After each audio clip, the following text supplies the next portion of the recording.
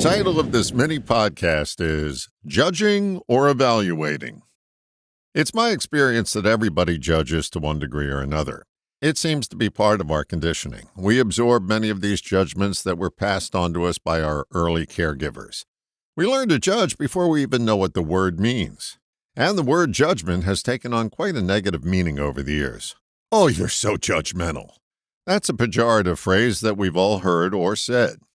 Again, judging is something we all naturally do, but claim we don't.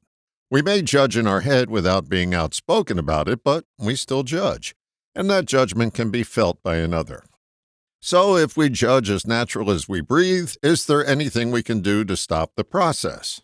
I think not. But I do believe there's a workaround that will mitigate the angst that we cause others.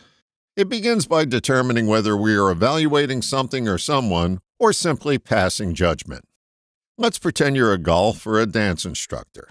The client or student pays you to observe what they do, and then you offer some input on how they can improve. You're evaluating their talent level to see what needs to be worked on, and then you offer your instruction. That's evaluating. Judging is when you castigate them silently or aloud for doing something that goes against your rules of the road. And quite often it's something that you do too that you don't hold yourself to account for. Reminds me of a story I've told before.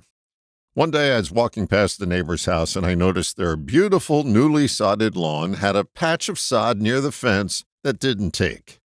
I immediately went into my Mr. Fix-It mode in my head and knew exactly what needed to be done.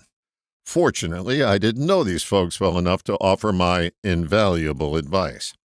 The story gets more interesting when I noticed that days and weeks later that they hadn't tended to this obvious flaw. I was champing at the bit to offer my advice, but had the good sense to choke it back. That good sense came to me that very day when I noticed that my own lawn looked like a patchwork quilt of sewn-together bare spots. Now, this would have a storybook ending if I were able to report that I went home and immediately attended to my little corner of God's green earth.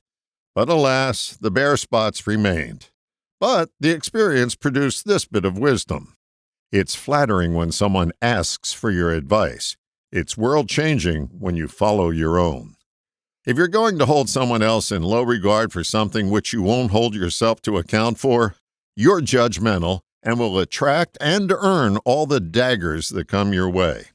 If you want to stop getting stabbed in the back, notice your judgment as it arises in your mind and reel it back in. And then remember the famous Bible verse, "Let he who is without sin cast the first stone." All the best, John.